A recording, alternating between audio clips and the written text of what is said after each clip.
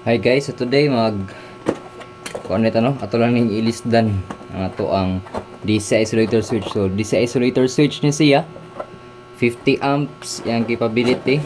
So ang toyo ra gud ani is to isolate your PV arrays if na kuan ka sa mag-maintenance ka sa babaw or i-off nimo if na lighting ana. So kani siya mo na yung variation nga 50 amps tapos MC4 ang connectors. So imong PV diri na imo connect. Nya diri padong na sa imong breaker din padong sa imong ECC. Pero karon di naman ta kailangan ning MC4. Ato lang tanggalon nya atong pulihan ani. Kay para diretso na wire din atong taod og MC4 diri para i-connect padong sa ECC nato. So muna to yung modify ani. Sige. IP66 rated na siya no. So water resistant na daghan siya gasket. Ato lang una buhaton kay ato aning ukbon palaban lang tagkuan kay gahi bra kini. Ay.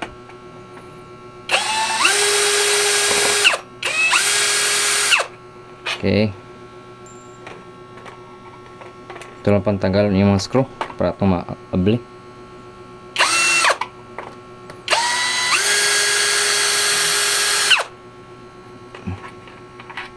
Okay. Next one.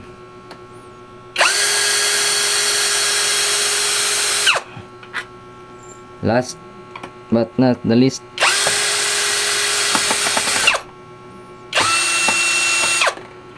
Okay, so ma-open na nato. So abli ni mo imong birahon. Make sure naka-off siya kasi di na siya ma-open if naka-on. Nya next, imo lang lisuon nimo mga MC4. Ay aba. Okay. Imo na tanggalon. Tanggal na siya. So ato ni pang disconnect ang wire no. Kaya ang MC4 naka-connect naman siya daan. Pud pikas. Nya yung balaka kay nanay label na positive, negative. So di ra ka masaag kung imuha ng i-rewire later on. So ato na siyang pulihan og ginaan ni. So IP rated gihapon na siya para di masudlag tubig na nay gasket.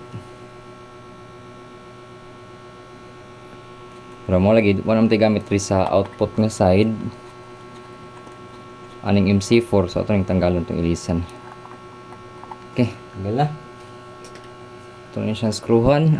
I-remove mong screw. Dali rin na siya. Loose rin na.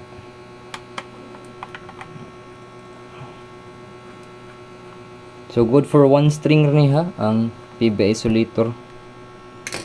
Tanggal na ano yun.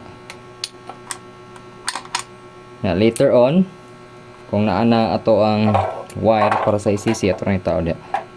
Karoon ato ning kuha niyang gasket. Ipuli na to sa ato ang substitute para wire na lang na diretso, hindi na magamit og MC4. Okay. Sige na ni, mapalit na yung Shopee. Remove lang ni mo ni. Lock. Remove lang sa ni part.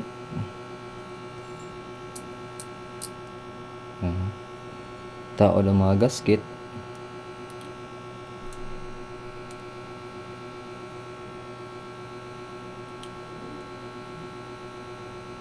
Okay, goods. Ato na naisaksak dira. Dali na igor na isuksok. Dali na. Okay. May bro gahi man.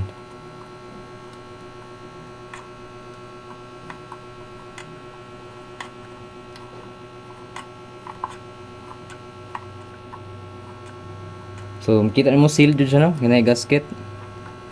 Kinipod na po yung rubber. Igpasok ko na sa wire. So, di dyan na siya nasudlag tubig. Next, kanina itong pikas.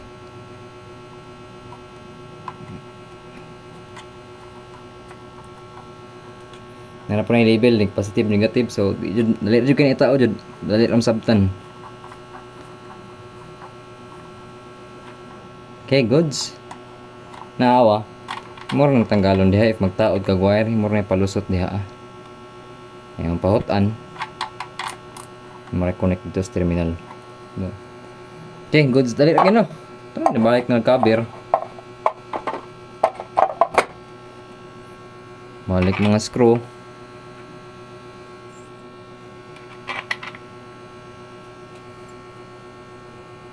Ano na rin siya pag-modify guys kay hassle na kayo mag MC4 na po gadri sa ubos.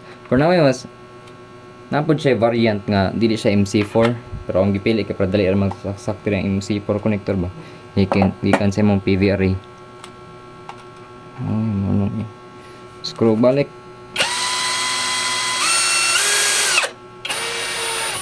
Okay, lock na to.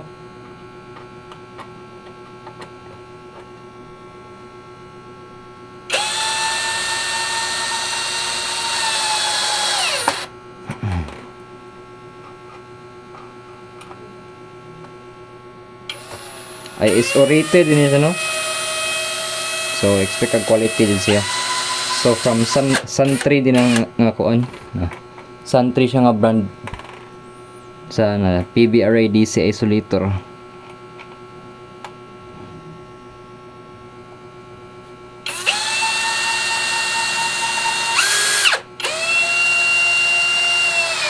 Okay, goods. Na, dali ra kayo tong pag-modify ani. Ready na isaksak dito ang PV. Ya, dali ato ang wire pa dong isisi. All goods.